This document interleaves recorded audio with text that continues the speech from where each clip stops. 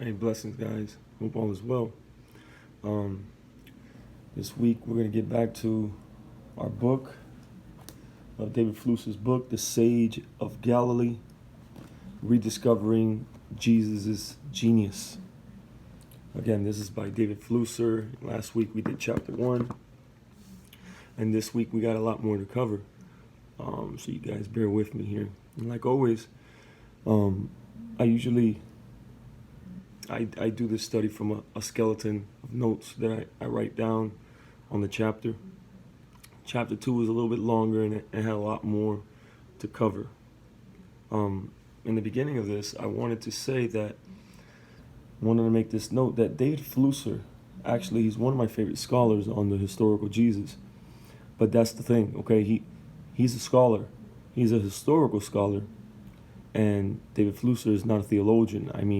Meaning a lot of us, many of us, believe in Jesus in the sense of like he's our Rebbe, or even more than that. Many of us believe in his messianic claims. And so he has theological significance towards us. So I think it's very important to make a distinction between historical scholars, which are very helpful. They help us to understand Jesus in his historical Jewish context, his faith context, which is, all these things are vital, and they stick to the evidence. They're not going to get into whether he's the Messiah, whether he did miracles or anything like that. So I just wanted to make that point before we start. And so, yeah. And now, right off the back in chapter 2, David Flusser begins to talk about Jesus and his name. What is his real name? The name of Jesus, as we know, comes from the name of Moses' servant, Joshua. Yehoshua, over time, I think after the Babylonian exile, it was shortened in some ways, and the name began to be said as Yeshua, not as Yehoshua, but they were the same name. Okay? I have here, David Flusser begins to say, it's very interesting that Yeshua, this is the way that he says, according to history, and I believe is also found in the Talmud, in the Yerushalmi, that Galileans could not pronounce the ayin at the end. They wouldn't say Yeshua, and very interesting, they would call the name of Yeshua Yeshu. These three names are like the same thing, but I guess in shortened forms. And the Galileans, they would pronounce Yeshua, Yeshu. And then as well, over time, after the time of Jesus in the first century and the rejection of him by most of the leaders of Am Israel, because there's a lot of history that goes into that, what happened, especially after the Second Temple. The believers, all the Jewish believers, still integrated, and they still went to synagogue with the rest of with the rest of the Jewish community. And there was no separation. There was no such thing as messianic synagogues and traditional synagogues. There was no such thing. They all worshiped together. They said the prayers together. They probably didn't like, many of them probably didn't like that we had believers in the crucified Yeshua, who caused a big ruckus, and he had a great following, but they tolerated each other. Not until after the destruction is when things got really bad, because it almost felt like the Jewish community felt like they were abandoned by these followers of Jesus, because Jesus had warned them that something like this would happen. Almost, it was prophetic through Ruach HaKodesh, through the Holy Spirit, his Holy Spirit or whatever. He was able to warn them that when you see, the nations, Rome, getting up in an uproar, to flee, and so they fled to Pella in Jordan, and they were saved from the calamity that happened. It was a great calamity. Over 1 million Jews perished at the destruction of the temple. So that was a big deal. I think that really ruptured a lot of ties between both groups. And so with the name Yeshu, an acronym was later on, it was built into the name Yeshu. And this is certain sources, they make it into an acronym, Yeshu, and which means Yimach Shmo V'Zechro, meaning may his name and his memory be erased. It's very interesting, and I don't know if many of you guys know him, but he's a Hasidic Jew, a disciple of a great rabbi in Israel. He has been teaching on this for a while. He's amazing. I've learned so much from him, Ariel Cohen Aloro, and he says that the reason that the ayin fell at the end of the name of Yeshua was because of the historical situation and everything that happened. How Yeshu was almost like sold to the nations. And when that happened and he fell into the hands of the nations, Esav, the ayin fell. And so it's almost like Yeshua is lacking. Great video. I'll post the other sources and some other notes at the end of the video in the comment section. But amazing stuff. Also, the name Yeshua or Yeshu was one of the most popular names in the first century. Many other Jews had that name. Okay. It's also very interesting that the name of Yehoshua is the name. I'm just going to give a few little secrets here and there. I know you guys probably are aware of this. The name Yehoshua was the name that Rav Yitzhak Chaduri, the Orthodox Rav in Israel, who died like in the 90s. There was a big old controversy which erupted in Israel because he had a vision he had a vision that the Mashiach appeared to him, and the Mashiach gave him his name. And so he wrote a note, and in the note he told his disciples, his main disciples, that they were not to open the note until a year after his passing. A year after his passing, and they went to open up his note. The name was also written in an acronym.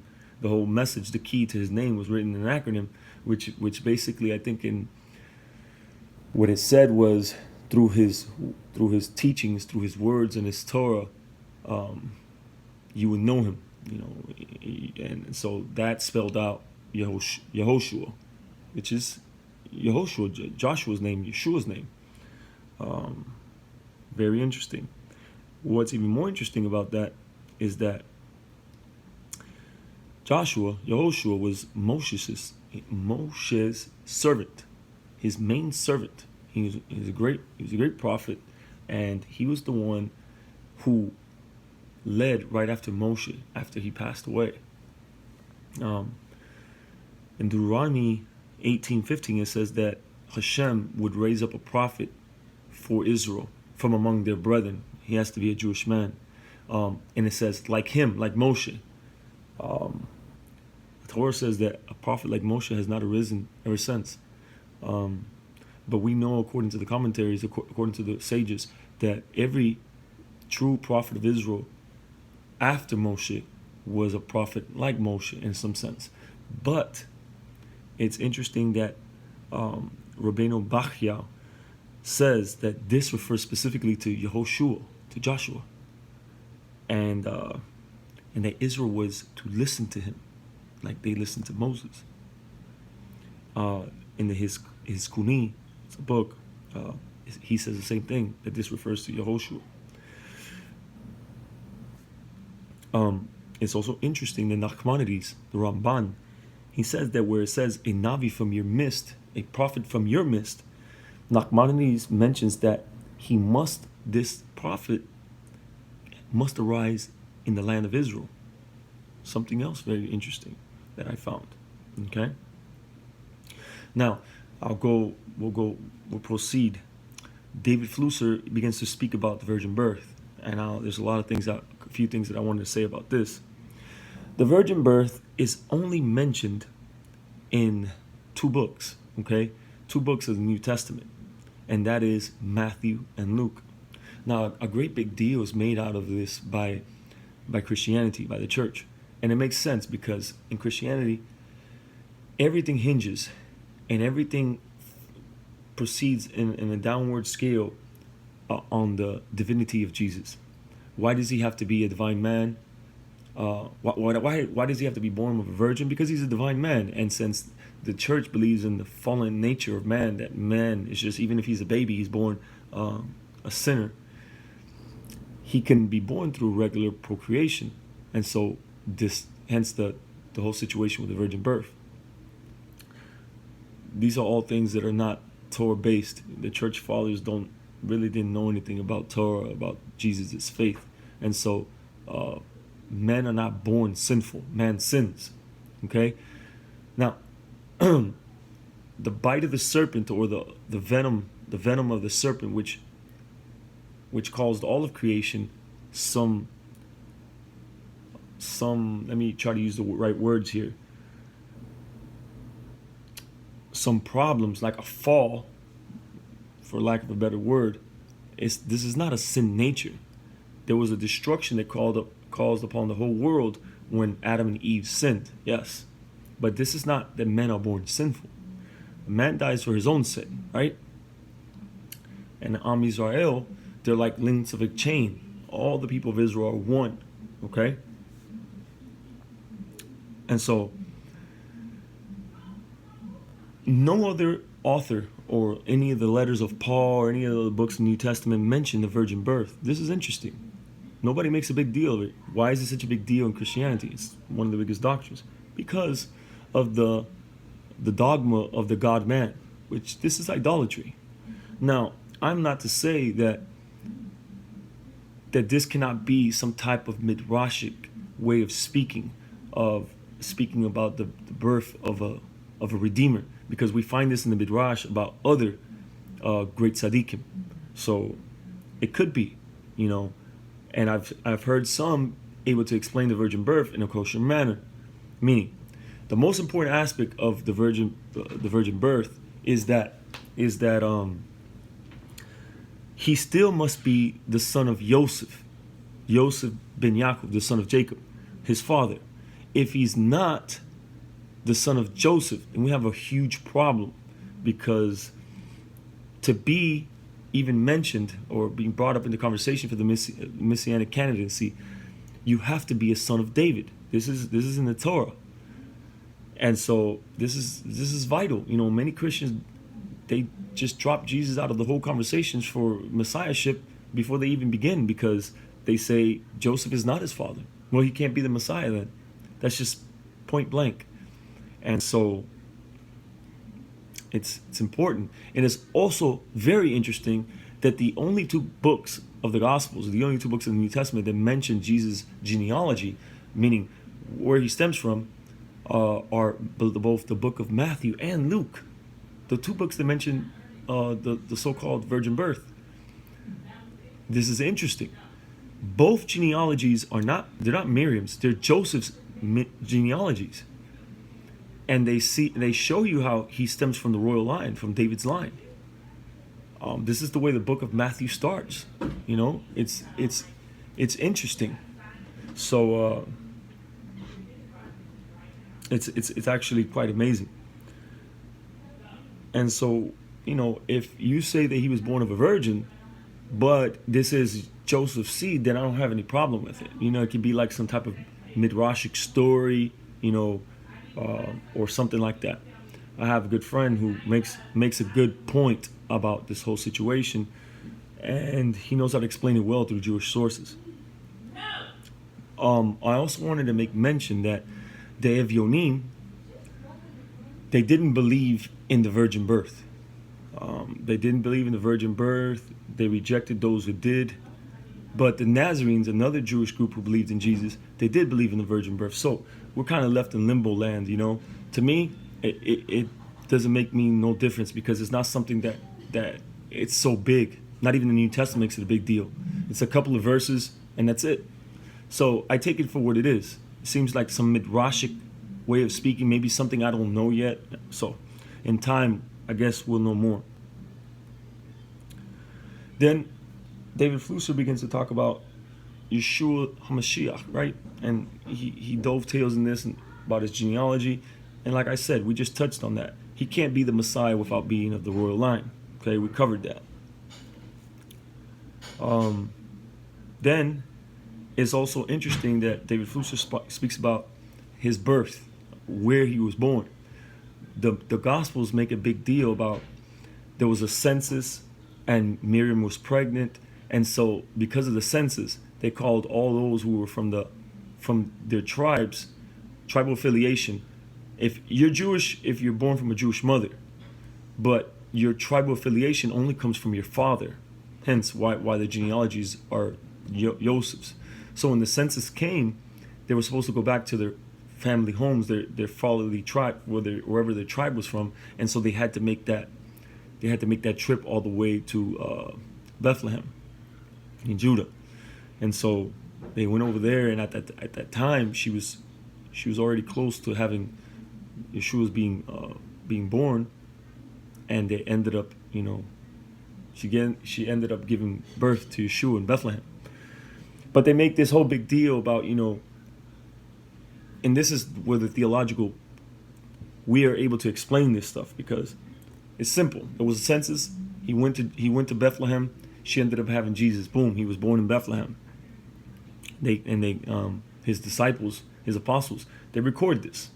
But he was raised in Nazareth. Okay? Yeshua was raised in Nazareth in the Galilee. This is his hometown. Like, this is where he was raised.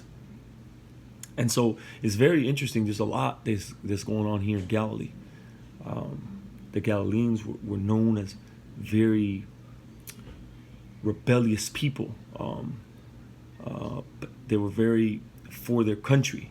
Okay, a lot of great people who try to make an uprising against the conquering nations surrounding. They would come up from Galilee, and they were also very known for their Torah learning in the Galilee.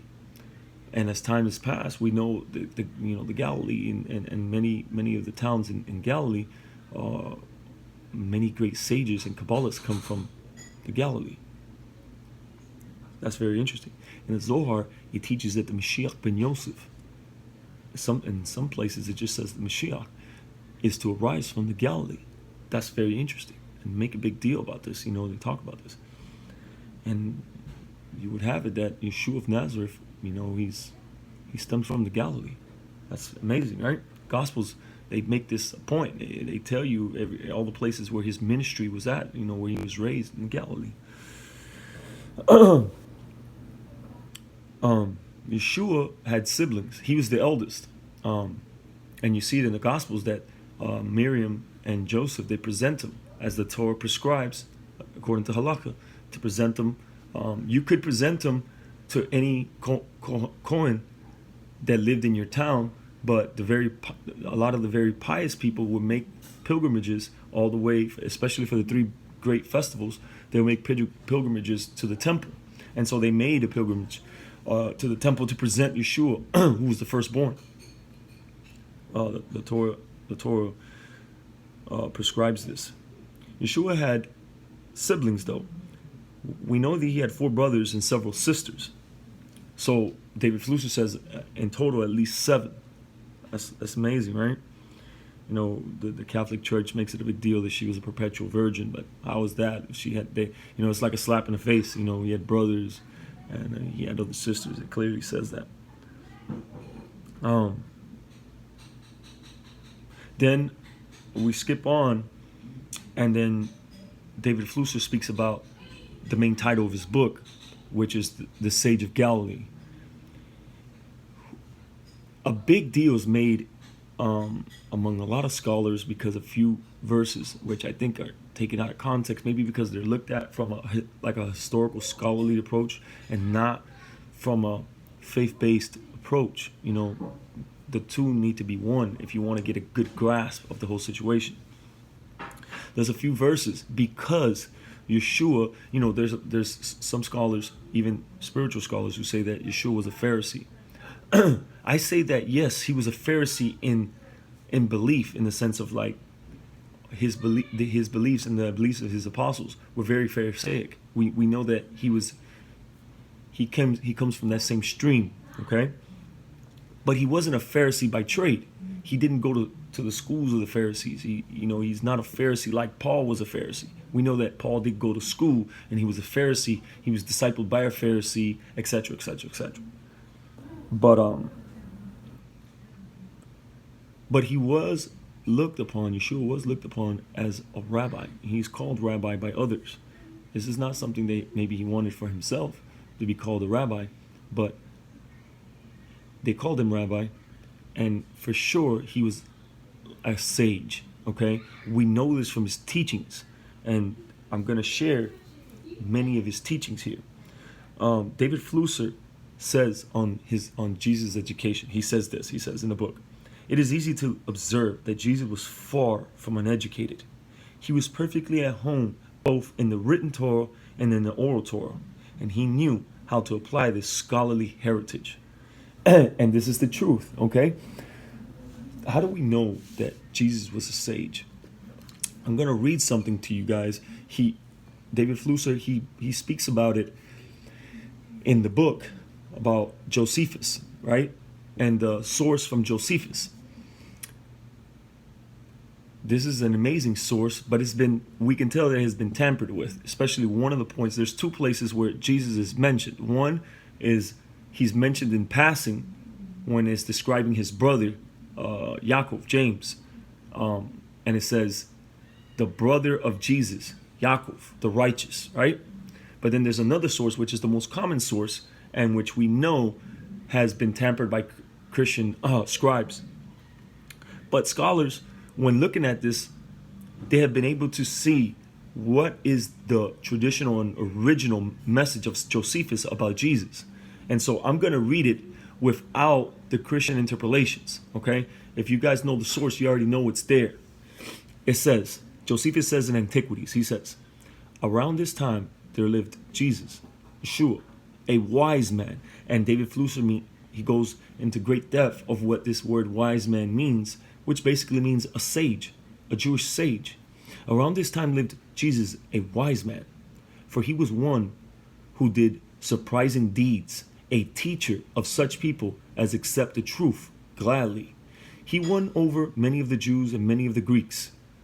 When Pilate, upon hearing him accused by men of the highest standing among us, had condemned him to be crucified, those who in the first place came to love him did not give up their affection for him. And the tribes of these Christians are still around to this day." That's basically the source without the Christian interpolations. That's what the scholars have been able to say was the original message of Josephus on. And it's huge. This is an outside source. Now, I have this book by Orthodox Rabbi David Zaslow, Jesus, first century rabbi, right? And in a chapter in here, he goes to show how all Jesus' teachings are grounded on Torah. His faith was Judaism, Torah Judaism. And so all his teachings, there's not no innovation that he did. He just, like the great sages before and after him, they know how to internalize the Torah and teach it to others on various levels. Okay? And so, for example, when Jesus says in Matthew 7:12, "In everything do to others as you would have them to do to you, for this is the whole Torah and the prophets." This is what is called the golden rule, right? This is not something new. In the Talmud, in Shabbat 31a, the great Hillel of the school of Hillel said, "What is hateful to you, do not do to your neighbor. This is the whole Torah. The rest is the commentary thereof. Go and learn it." In the Mishnah, in Avot 2:10, Rabbi Eliezer said, "Let the honor of your friend be as dear to you as your own." You see that this is the same, it flows from the same fount of wisdom, the Torah wisdom. The greatest commandment, right? In Mark 12:30-31, Jesus says, "You shall love the Lord your God with all your heart, with all your soul, and with all your might." And the second commandment is this: love your neighbor as yourself. Two passages found in Deuteronomy and in Leviticus. There is no other greater commandment than these, Jesus says. In the Jerusalem Talmud, in the Yerushalmi, in the Darim 9:4, and also found in the Midrash, in Genesis Rabbah 24:7, Rabbi Akiva taught Love your neighbor as yourself, Leviticus 19:18, is the great principle of the Torah. Ben Azai said that the verse, this is the book of the descendants of Adam, with whom God made in his likeness, Genesis 5:1, displays an even greater principle. We have adversaries and enemies. Jesus says, you have heard it said, you shall love your neighbor and hate your enemy. But I say to you, love your enemies and pray for those who persecute you. Proverbs 25:21 says, if your enemies are hungry, give them bread to eat. And if they are thirsty, give them water to drink. Exodus 23:4 says, when you have come upon your enemy's ox or donkey going astray, you shall bring it back.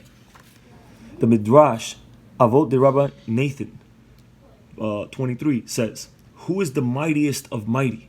He who turns his enemy into his friend. Let's continue listening to Yeshua's wisdom, his Torah wisdom.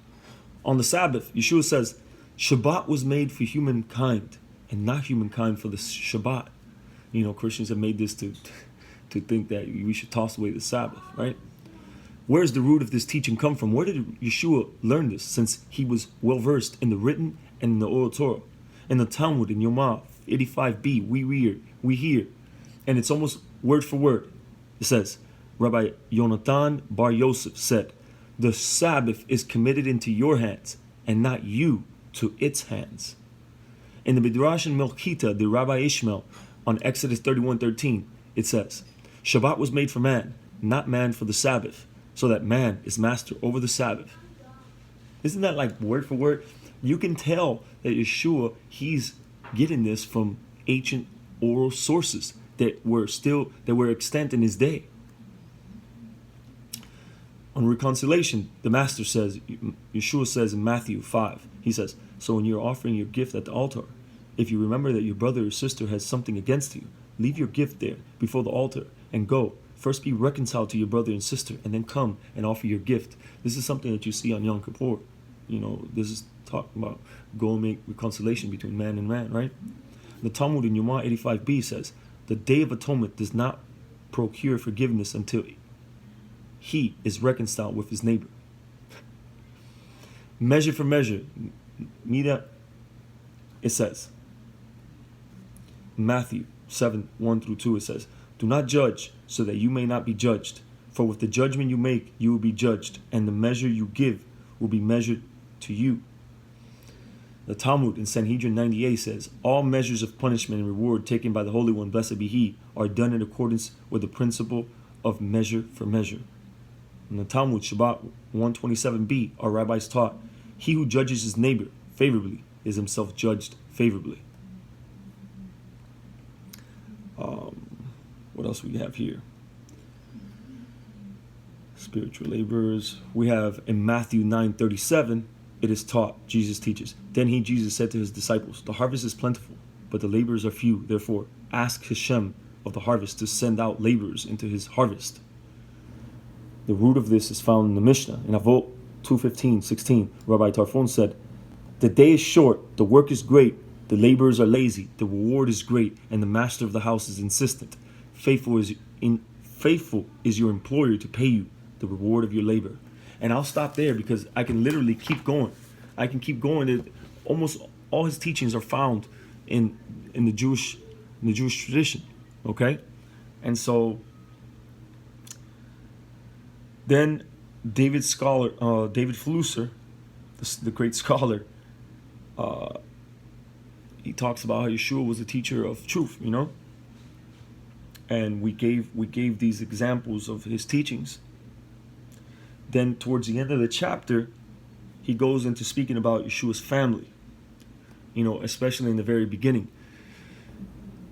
The Gospels talk about that angels appeared it calls Yosef. This is interesting. This must be kept in mind. Yosef is called a tzaddik, a righteous man, a tzaddik. And so he merited an angel appearing to him and telling him what to call Yeshua's name. It's also interesting that the Messiah is one of the people who is named before he's actually born.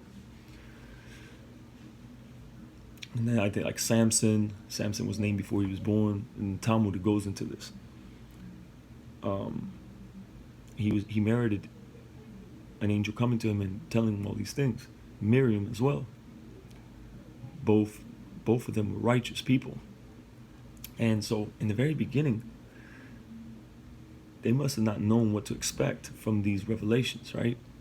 They were faithful Jews, so they continued to be faithful, but that their son was going to be the Messiah, I think that's a lot, right? How does it play out? We see that, even some of the greatest men, don't know how this stuff plays out. And at their time, they probably lived in the worst time in Jewish history, because Rome was devastating them at every angle. Hundreds of thousands of Jews were crucified or killed in horrible ways. So in the beginning, I'm sure that Yeshua as a child showed much promise. And, in the first chapter, David Flusser talks about even as a kid, Yeshua seemed to be like a prodigy, a genius in Torah. Then in the beginning, when he began his ministry, you see after his baptism with Yochanan that Yeshua left his home and began his ministry all in the Galilee. But his family didn't follow him. And when they did come to him, was to try to get him to come back home, to quiet down. It was making too much of a ruckus because Rome was not playing around. Any would-be Messiah they would snuff out. He would be killed. He would be crucified. And we know through historical sources that many were. There were other so-called redeemers and messiahs who tried, and they met the sword of Rome. Okay? And so they were trying to save his life, And this was not only causing an uproar among Rome, the reason it was causing an uproar in Rome is because the Jewish leadership were disturbed by this. Towards the end of his ministry, Yeshua had a great following. There were a lot of Jewish people who believed in him and his messianic credentials and followed him as a great rabbi, etc. And plus, his signs followed him. This is something that has not been seen in a very long while. He's not a prophet in the normal sense of the word, like those who had prophecies, like predictions of the future. He kind of did that too a little bit, like the near future, but he was more of a prophet of signs. He had miracles that followed him, and that coupled with his Torah teachings that were emet, and he was bringing people who were off the derek, who were off the path, sinners, made them be Belchuvas, people who return to the Torah path and to be servants of God. This made people like, what's going on? Could this be the prophet? This was the whole thing. Could this be the prophet? Could this be the Messiah? And so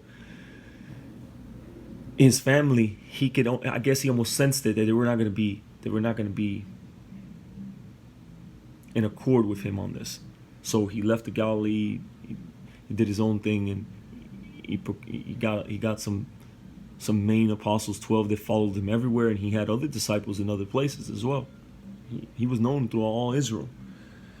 And so not until the death of Yeshua do you see that Miriam, his mother, because it seems like Joseph died very early in Jesus' life before his ministry. Miriam became one of his followers as well. His brothers, Yaakov, James, the just, the tzaddik, he became the leader after Jesus' death of the whole following. And yeah, that's about it. I think we covered everything.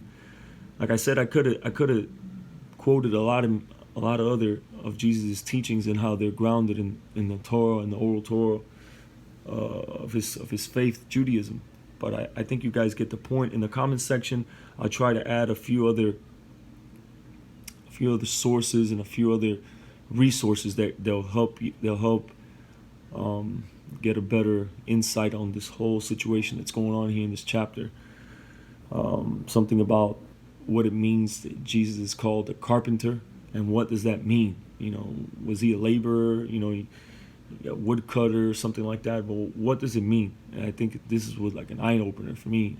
I'll try to post that in the comment section.